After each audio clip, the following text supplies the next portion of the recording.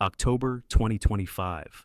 Three Italian climbers set off for one of Nepal's most obscure summits, Panbari Himal, nearly 7,000 meters. They go in alpine style, no sherpas, no supplemental oxygen, fully self-sufficient.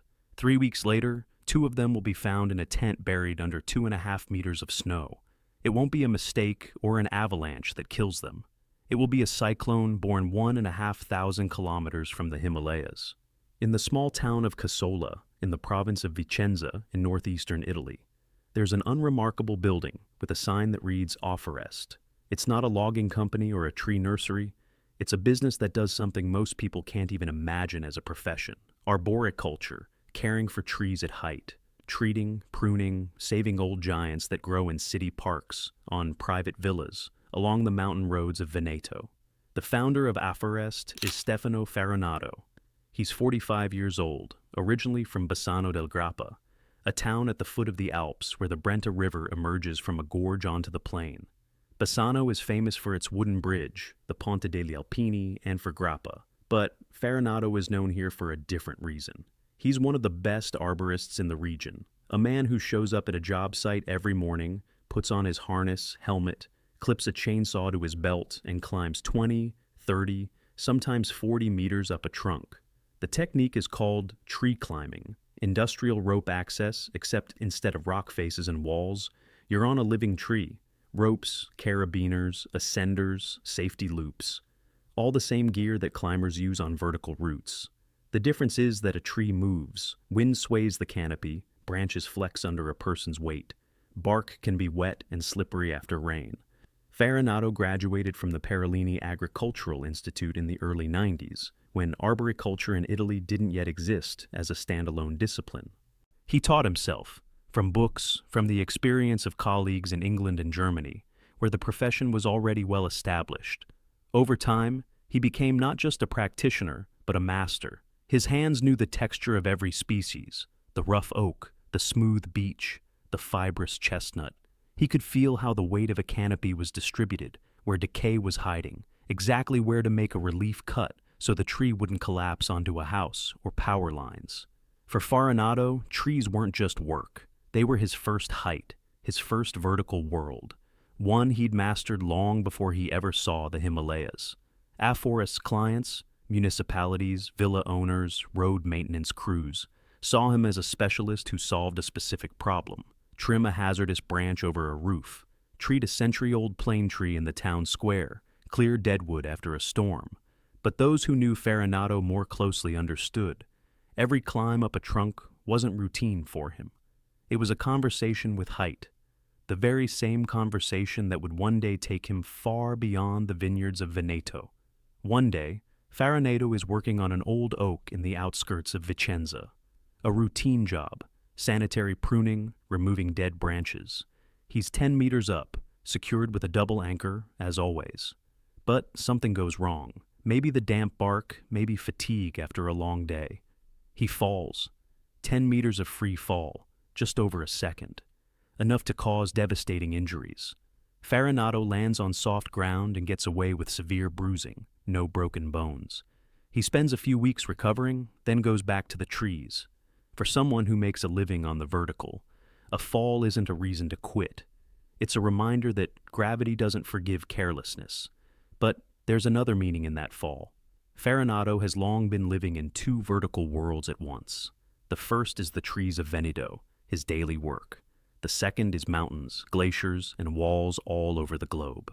By October 2025, he has 17 expeditions behind him. Patagonia, 2001. He stands at the base of Fitzroy, a granite needle polished by wind year-round. Cerro Torre, another Patagonian tower where bad weather can pin climbers in base camp for weeks. Ecuador, the volcanoes, Cotopaxi, and Chimborazo. Alaska, not a climb, but a bicycle traverse of the Trans-Alaska Highway from Fairbanks to Valdez, through mountain passes and tundra. Iceland, Greenland, Svalbard. Arctic expeditions, where instead of rock walls, there are ice fields and fjords. The Pamir, the high mountains of Central Asia, Soviet-era 7,000ers. Mongolia, an ascent of the country's highest peak. Khitan, at the junction of borders with China and Russia, where a glacier stretches for 14 kilometers. Each expedition added another layer of experience. Farinado wasn't a professional alpinist in the way sponsors and federations understand the term. He had no big titles and no contracts with gear manufacturers. He was an arborist who spent every vacation and every free week in the mountains. A man for whom the line between work and passion ran not along the ground but along the vertical. Below, tree trunks, contracts, invoices. Above, summits, ice falls, endless sky. And in both worlds, ropes, a harness, and trust in his own hands. Alessandro Caputo lives in Milan, but his life has long outgrown the borders of a single city. He's 28. He's studying at the law faculty of the University of Milan, one of the oldest and largest in Italy. Thousands of students fill the lecture halls on Via Fista del Perdono every day, preparing for exams in Roman law and constitutional law, building career plans in law firms and prosecutors' offices. Caputo takes his exams and writes his papers too, but between sessions, he disappears. In winter, you can find him in street.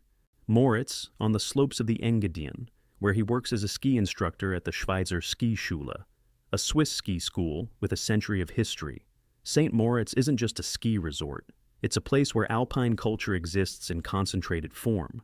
The glaciers of the Bernina on the horizon, a frozen lake in the valley, slopes, people have been skiing for a century and a half.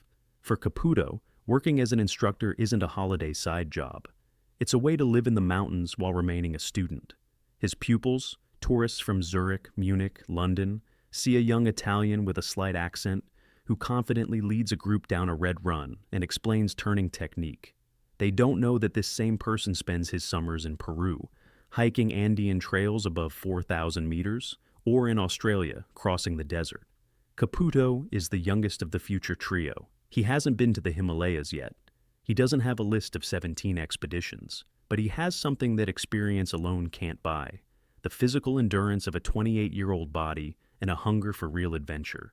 The kind of hunger that makes a person abandon exam prep for civil procedure and open a map of Nepal, skiing, mountains, altitude. For Caputo, these aren't hobbies or sport. They're the language he uses to talk to the world.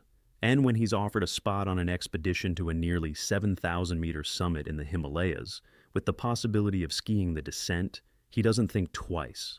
Law school can wait, the mountains won't. The third member of the expedition is Walter Perlino. He's from Pinerolo, a small town in Piedmont at the western foot of the Alps, not far from the French border. Pinerolo sits where the Po Plain meets the mountains, and the town's residents are used to seeing snow-capped peaks from their windows every day. Perlino is a veterinarian by profession. He treats animals, sees patients at his clinic, makes house calls to farms in the surrounding valleys. But like his future expedition partners, he can't live without mountains. The Piedmontese Alps are his home training ground. Monviso, Gran Paradiso, the valleys of Val di Susa and Val Pellice. Perlino climbs regularly, not as a tourist, but as someone for whom ascending is part of life's rhythm. He knows what it means to start at 3 in the morning, a fern slope at dawn, a descent through softening snow at noon. Exactly how this trio came together: an arborist from Veneto, a student from Lombardy, and a veterinarian from Piedmont, isn't known in detail. The Italian climbing community is fairly tight-knit, especially in its expedition circle. People meet on routes, in mountain huts, at meetings of CAI clubs. The Italian Alpine Club, which has existed since 1863 and unites hundreds of thousands of members. Farinado, Caputo, and Perlino found each other somewhere in that network. 3 people from 3 different regions of Italy, 3 different professions, 3 different temperaments. But they share a common language: ropes, crampons, ice axes, bivouacs at altitude, and a shared dream: to climb a summit that almost no one has visited. Not Everest, not Kangchenjunga, not Annapurna, mountains whose names everyone knows. But a peak you first have to find on a map, then explain to your friends where it even is. These are exactly the mountains that attract climbers who seek not fame or records, but the pure experience of an ascent. A mountain with no queue on the route, no fixed ropes, no oxygen bottles at every step. A summit that belongs only to you and your 2 rope partners. A mountain where the silence is still real, not broken by the hum of generators and chatter of dozens of teams speaking different languages.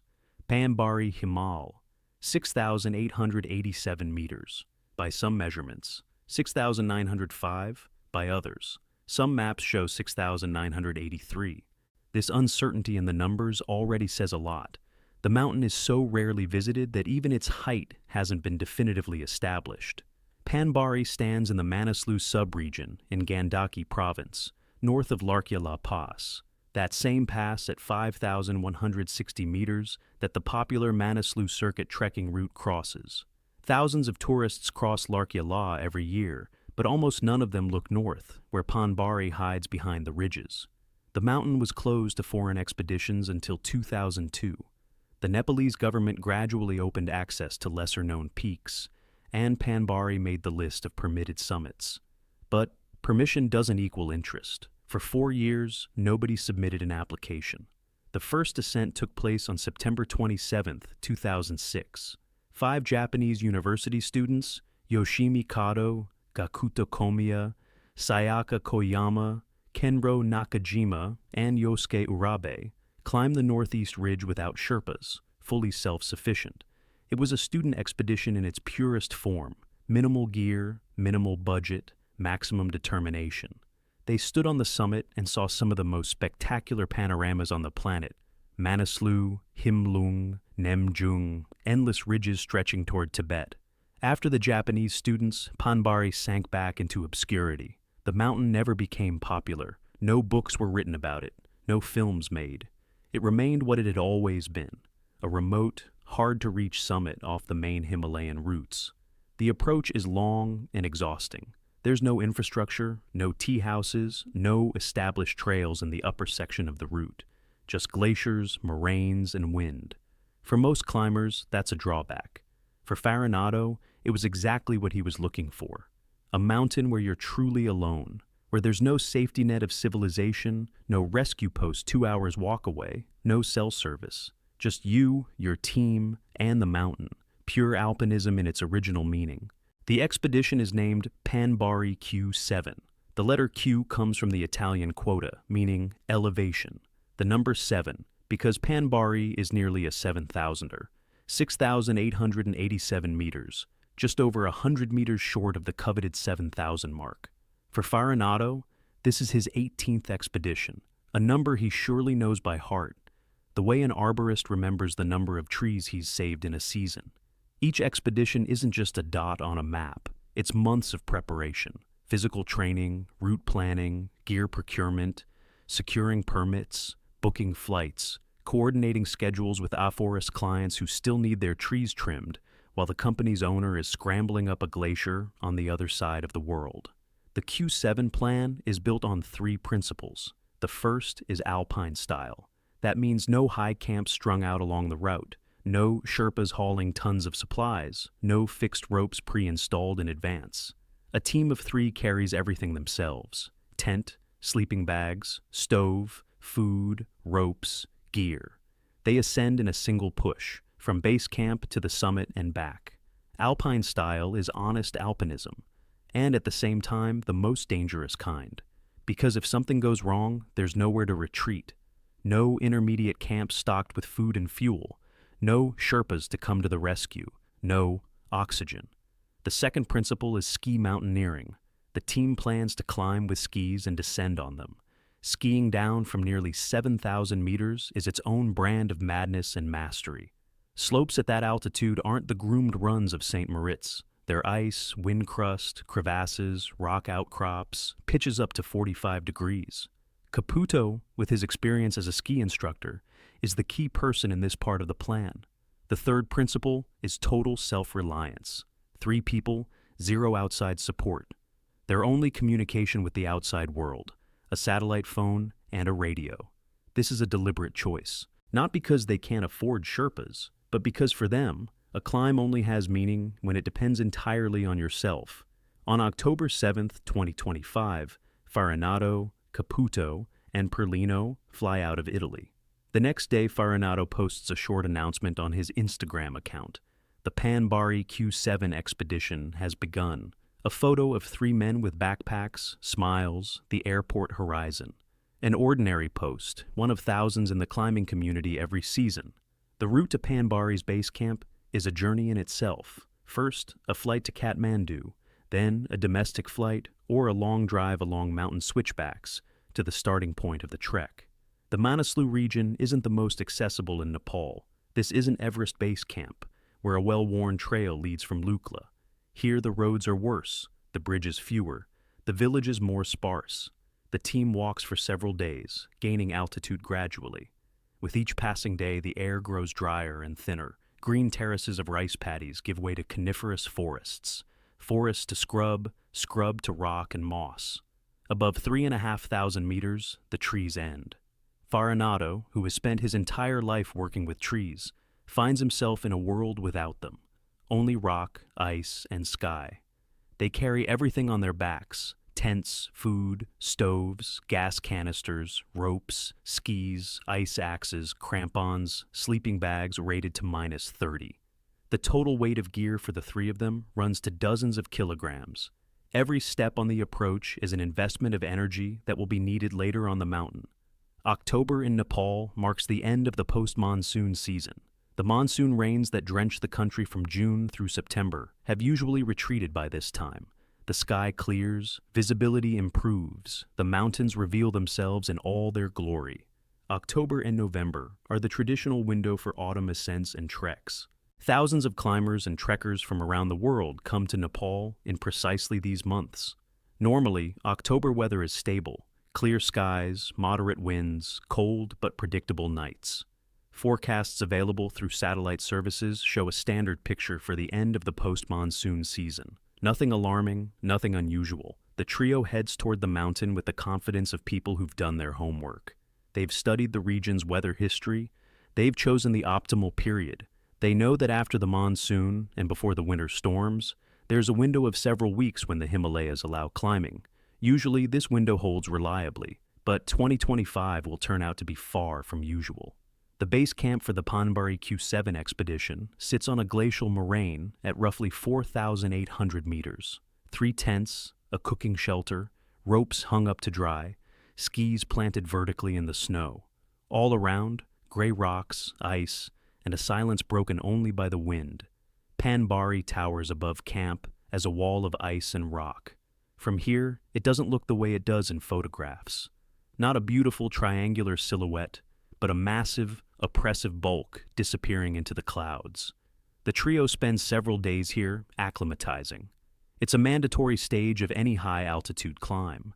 The human body isn't built for life above 4,000 meters. The air contains roughly 40% less oxygen than at sea level. The heart beats faster, breathing quickens, headaches set in, appetite vanishes. The only way to adapt is to spend time at altitude, make several forays upward and return below, letting the body recalibrate.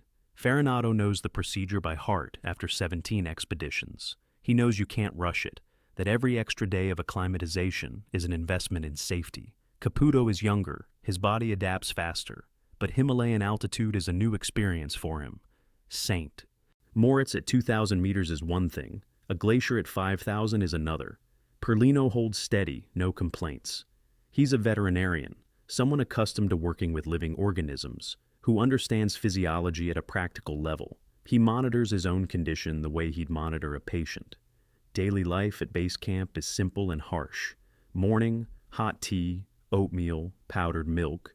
Daytime, an acclimatization sortie or gear preparation. Evening, a freeze-dried dinner, checking the weather forecast on the satellite phone, reviewing the plan for the next day. 3 men, 3 tents, 1 stove, 1 goal. At this point, everything is still going according to plan. The weather is clear, wind moderate, the forecast for the coming days stable. The team is planning their summit push for late October. They don't know that thousands of kilometers to the south, above the warm waters of the Bay of Bengal, something is already forming that will destroy all their plans. At some point, Perlino starts to feel pain in his left foot. At first, it's just discomfort, an aching sensation that could be chalked up to fatigue, a tight boot, the cold. At altitude, feet are constantly cold, and mild pain is nothing unusual, but the pain doesn't go away. It intensifies. The foot swells, becomes hot to the touch. Every step brings agony. Perlino is a vet, not a doctor, but he understands physiology well enough to realize this isn't simple frostbite or a sprain. The symptoms point to thrombosis, a blood clot forming in the vessels of his foot. At altitude, where the blood thickens due to dehydration and low oxygen pressure, thrombosis is a well-known and dangerous problem. The clot can break free and travel to the lungs. It's called pulmonary embolism, and it kills quickly and without warning. Perlino makes a decision. He can't go on. He can't take the risk, not with his own life, and not with the safety of his partners, who would have to evacuate him from altitude if he got worse. He must descend to base camp and wait there for helicopter evacuation. This decision costs him the expedition, months of preparation, a flight halfway around the world, days of trekking across moraines. It all ends not on the summit, but on a rocky platform at base camp with a bad foot. For a climber, there's nothing more bitter than turning around when the mountain is already within reach.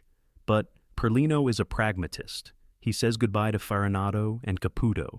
The pair will continue without him. Farinado is experienced enough to lead a two-person ascent. Caputo is physically strong and motivated. They'll climb to Camp 1 at roughly 5,242 meters, pitch the tent, and launch their summit bid from there. Perlino stays below.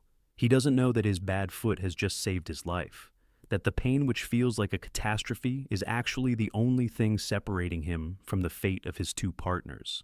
The irony of alpinism: sometimes leaving a mountain isn't defeat. It's a chance to come home. On October 25th, 2025, 3 days before Farinado and Caputo make their last radio contact, a tropical cyclone begins to form over the southeastern Bay of Bengal. Meteorologists at the India Meteorological Department give it the name Mantha. The cyclone is born from an ordinary tropical disturbance, a low-pressure area over warm water. The surface temperature of the Bay of Bengal in October hovers around 30 degrees. That's perfect fuel for a cyclone. Warm water evaporates, moist air rises, condenses, releases heat that accelerates the system's rotation. In 2 days, Mantha transforms from an amorphous blob on satellite imagery into an organized cyclone with a defined eye. Its trajectory points northwest toward the Indian coast. On October 29th, the cyclone slams into the state of Andhra Pradesh, bringing hurricane-force winds and torrential rain. But cyclones aren't precision strikes. They're massive atmospheric systems hundreds of kilometers across, and their influence extends far beyond the point of direct landfall. The residual moisture from Mantha, millions of tons of water vapor, gets drawn into atmospheric currents and moves northward toward the Himalayas. Nepal lies 1,500 kilometers from the coast of Andhra Pradesh. Under normal conditions, the remnants of a Bay of Bengal cyclone dissipate long before reaching the mountains. But October 2025 is not normal conditions. The atmospheric setup is such that the moist air from the Bay of Bengal finds a corridor north. It collides with a cold front descending from Tibet, and the mountain barrier of the Himalayas acts as a giant wall against which the clouds shatter. The result is anomalous precipitation. Not just snowfall, but days of relentless, suffocating snowfall, the likes of which this region hadn't seen in decades.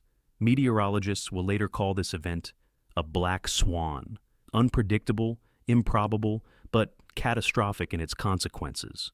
A cyclone born over a warm ocean 1,500 kilometers from the Himalayas is about to bury everything at altitude under snow. October 28th. Farinado and Caputo are at Camp 1 at 5,242 meters. They've pitched the tent on a snow ledge, secured it with guy lines, stacked their gear and skis inside. From here to the summit, roughly another 1,600 meters of vertical gain.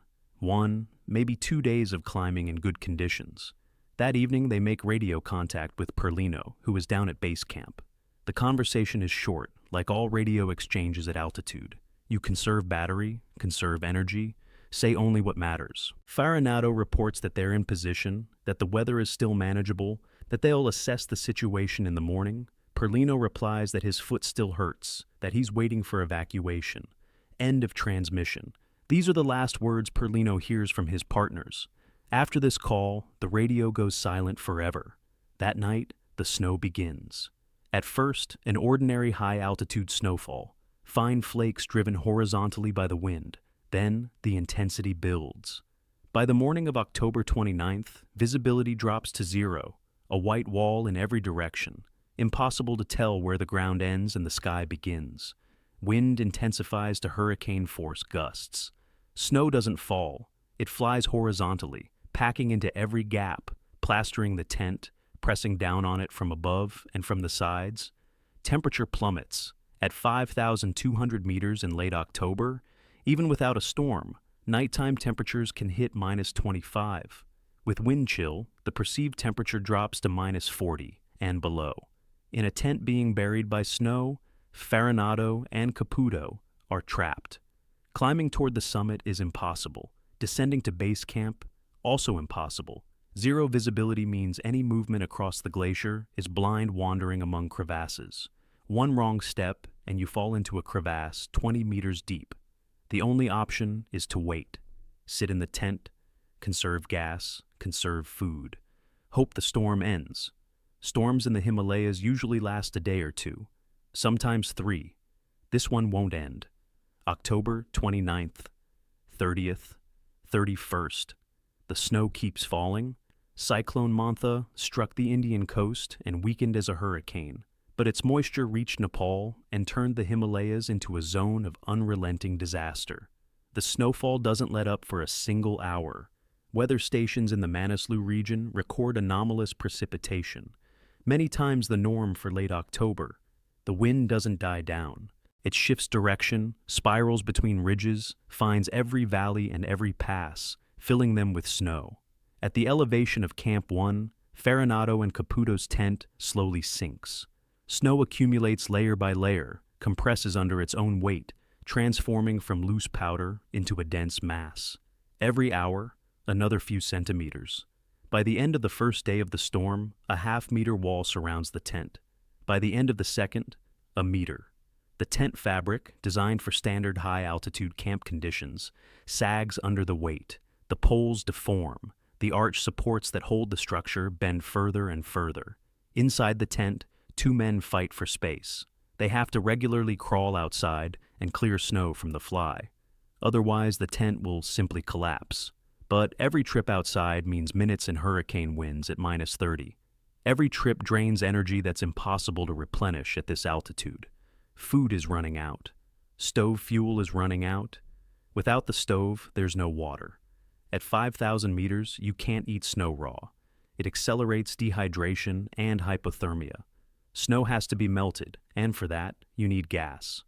A closed loop of survival in which every resource is finite. Below, at base camp, Perlino hears the wind. He sits in his tent with his bad foot and looks up to where the mountain has disappeared behind a wall of snowfall. He tries to reach them by radio. Silence. He tries again. Silence. The radio battery may have died in the cold. The antenna may be buried in snow. Or the radio simply can't punch through the wall of snow and wind between base camp and Camp 1. Perlino waits. He has no other choice. November 1st, 2nd, 3rd. The storm has been going on for 6 days now. Perlino is still at base camp. No contact with Farinado and Caputo. Neither the radio nor the satellite phone responds. The silence has lasted 5 days, and with every hour it grows heavier. Perlino understands that something beyond the scope of an ordinary high-altitude storm is happening. He tries to assess the situation rationally as a professional accustomed to making diagnoses. The facts. 2 people at 5,200 meters in a tent, in continuous snowfall and hurricane-force wind. Their food and fuel supply was calculated for a few days of summit push. Not a week of siege at Camp 1. Even if the tent held, even if they're alive, their resources are nearly gone. They can't descend on their own. Zero visibility, glacier, crevasses. Climbing up to them from base camp is also impossible, for the same reasons. Perlino makes the only decision available to him. He sends out a distress signal. Via satellite phone, he contacts coordinators in Kathmandu and reports. 2 Italian climbers are missing on Panbari Himal. Last contact October 28th. Camp 1, 5,200 meters elevation. Help is needed, but help is impossible. Helicopters don't fly in these conditions. Rescue teams can't climb a mountain that's being buried in snow. The entire Manaslu region is paralyzed by the storm. Larkia La Pass, the nearest transport hub, is closed. 150 trekkers are stranded in the village of Sandu on the approach to the pass, waiting for evacuation. In the Tilicho area, it's even worse. 1,500 trekkers are blocked near the lake at 4,900 meters, and rescue helicopters are operating at capacity, extracting people in groups of 5 or 6 at a time. This isn't a local incident. It's a catastrophe on the scale of Nepal's entire high country. Routes to Annapurna and Dhaulagiri are closed. Expeditions on Manaslu have been called off. And in this chaos, 2 Italians on the forgotten summit of Panbari are just 2 names on a long list of victims. Around November 3rd, when the storm briefly eases, a helicopter reaches Panbari's base camp. Perlino is evacuated. He leaves camp alone, without the 2 partners he'd flown to Nepal with less than a month earlier. The helicopter lifts him above the glacier, above the moraines buried in fresh snow, above valleys that a week ago were passable and are now choked with meter-deep drifts. From above, the scale of the disaster is starkly visible. The trails they'd followed on the approach have vanished under snow. Villages are buried, bridges are blocked. The landscape has changed beyond recognition. In Kathmandu, Perlino is swept into a torrent of news. The 2025 Himalayan season is turning into one of the most tragic autumns in recent decades. Reports of the dead, the stranded, and the evacuated pour in from every direction. Nepal's rescue services work around the clock. Military helicopters make dozens of sorties a day, ferrying trekkers out of high-altitude camps. Hospitals in Kathmandu and Pokhara admit patients with frostbite, altitude sickness, and injuries. International embassies coordinate the evacuation of their citizens. The Italian embassy in Kathmandu takes the case of Farinata and Caputo under its wing. The Farnesina, Italy's Ministry of Foreign Affairs, joins the coordination of the rescue operation. But the operation remains impossible for now. The Panbari area is still shut down by weather. The helicopter that picked up Perlino from base camp was operating at the edge of its limits. The pilot used a brief gap in the cloud cover. Climbing to Camp 1, 700 meters higher, is out of the question in these conditions. They need to wait until the weather stabilizes completely. Perlino waits in Kathmandu. He calls the families of Farinata and Caputo. He speaks with rescue coordinators. He answers diplomats' questions.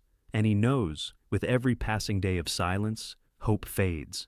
A person at 5,200 meters, with no food, no fuel, at -30, can hold out for a few days. A week is the limit. By November 3rd, nearly a week has passed since the last radio contact. On November 4th, 2025, the sky above Panbari finally clears. The clouds part, the wind dies down, and a rescue team gets the chance to climb to Camp 1. The team is led by 2 Nepali guides with IFMGA certification, the International Federation of Mountain Guides Associations, Narendra Shahi and Pasankaji Sherpa. They're professional rescuers, people who work at altitude in conditions most climbers would refuse. They know what they're looking for, and they know what they'll most likely find. Ascending from base camp to Camp 1 after such a snowfall is a feat in itself. There's no trail. Everything is covered in fresh snow that hasn't yet consolidated and gives way with every step. Avalanche danger is at its maximum. Fresh snow masses on steep slopes can release at any moment. The rescuers move carefully, probing the path, skirting suspicious sections. At 5,242 meters, they find the spot where Camp 1 had been. Or rather, they find a flat area buried in snow. No sign of a tent on the surface. No guy lines, no protruding poles, no marker flags. Everything is buried. The rescuers begin to dig. Under 2.5 meters of compacted snow, they uncover the tent. It's completely destroyed. Poles snapped, fabric torn, contents crushed, and mixed with the icy mass. Inside, the bodies of Stefano Faronato and Alessandro Caputo. They hadn't gotten out of the tent. They hadn't tried to descend. They stayed inside, under a growing mass of snow that pressed down on the fly hour after hour, day after day, until the structure collapsed. 2.5 meters isn't loose snow. It's compacted, icy mass approaching the density of fern, A human body under that weight cannot move, cannot breathe, cannot fight. The Farnesina confirms the deaths of both climbers the same day. The news reaches Bassano del Grappa and Milan simultaneously. Two families learn that their loved ones won't be coming home. Narendra Shahi and Pasankaji Sherpa document the discovery site, photograph the tent, mark the coordinates. The rescuers' professionalism doesn't allow them to stop, even at the moment when everything is already clear. They do their job, just as Farinado did his on the trees of Veneto and the glaciers of Patagonia. The bodies are prepared for helicopter evacuation. It's the final journey of two climbers off the mountain they so wanted to reach. Farinado and Caputo are not the only victims of that autumn. The day before, rescuers found their bodies on Panbari. Another tragedy occurred on the other side of Nepal. On November 3rd, on Yalung Ri, a peak of 5,630 meters in the eastern part of the country, an avalanche struck. 7 people were buried under the snow. 3 Italians, Paolo Cocco, Marco Di Marcello, and Marcus Kirchler from South Tyrol. A German, Jakob Schreiber. A Frenchman, Christian Andre Manfredi. 2 Nepali guides, Padam Tamang and Mere Karki. Kako was found dead near the summit. The other 6 were buried under the snowmass, and a 4-day search operation yielded nothing. On November 7th, the search was called off. 6 remained on the mountain forever. In total, in a single week spanning late October and early November 2025, at least 9 people died in the Nepali Himalayas. 5 of them were Italian. 3 tragedies at different points across the mountain range, united by a single cause: anomalous weather triggered by Cyclone Mantha. It was the deadliest autumn in the Himalayas in recent years. Cyclones form over the Bay of Bengal every year. Some reach hurricane strength, others remain tropical storms. But it's extremely rare for their residual moisture to reach highland Nepal in such volumes. Meteorologists have been observing the interaction between monsoon systems and the Himalayan mountain barrier for decades, and every time the picture is slightly different. Predicting that a specific cyclone over the Bay of Bengal will cause catastrophic snowfall on the remote peak of Panbari a week later is beyond the capabilities of modern meteorology. Weather forecasts for high altitude are unreliable as it is. Too few weather stations, too complex a terrain, too many variables. When you add in the factor of a distant cyclone, the situation becomes unpredictable. Climbers who had planned autumn expeditions in 2025 relied on statistics. October in Nepal means a good weather window. That's how it had been in previous years. That's what guidebooks and expedition reports said. The statistics weren't wrong. They simply didn't account for a black swan. In Bassano del Grappa, news of Farinado's death spreads fast. A small town where everyone knows everyone. The arborists who climb trees and mountains, who went on expeditions the way other people go on beach holidays. A forest loses its founder. Colleagues who worked alongside him on trees, apprentices he'd taught to tie knots and rig safety lines, clients for whom he was simply the guy who trims the chestnut in the yard, they all learned that Stefano won't be coming back from Nepal. The Parolini Institute, where he studied 30 years ago, publishes a farewell to its graduate. The climbing community of Veneto, the CAI clubs in Bassano, Vicenza, Casola, remembers his expeditions, his stories, his photographs from Fitzroy and Patagonia. In Milan, Alessandro Caputo is mourned at the law faculty where he never finished his degree. 28 years old, the age when life is just opening up. He could have become a lawyer, a prosecutor, a judge.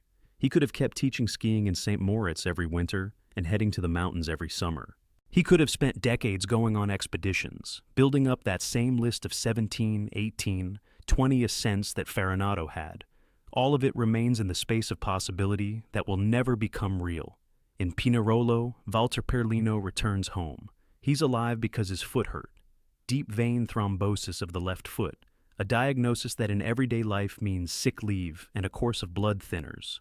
In the context of an expedition to Panbari, that diagnosis means life. If there had been no pain, Perlino would have been at Camp 1 on October 28th alongside Farinado and Caputo. A third tent, a third person under 2.5 meters of snow. He understands this, and that understanding weighs heavier than any thrombosis. After the tragedy on Panbari, A debate that's been going on for half a century resurfaces among climbers. Is alpine style purity or recklessness? Is self-reliance freedom or vulnerability?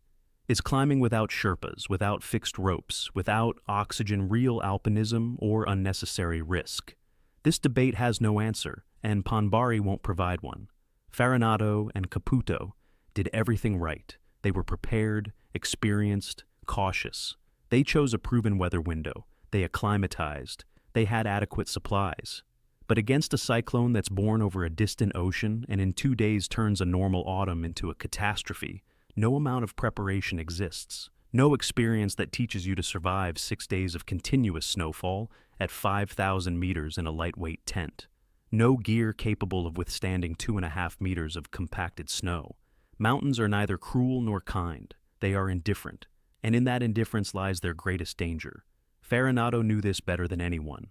18 expeditions means 18 encounters with the indifference of altitude. 17 times he came home. The 18th was the last. Not because he made a mistake, but because a mountain doesn't distinguish an experienced climber from a novice when a cyclone from the Bay of Bengal crashes down on it. Panbari Himal stands in its place, 6,887 meters, or 6,905, or 6,983, depending on the map. A distant, little-known, nearly forgotten summit north of L'Arcula Pass. The snow that buried Farinado and Caputo will melt in spring.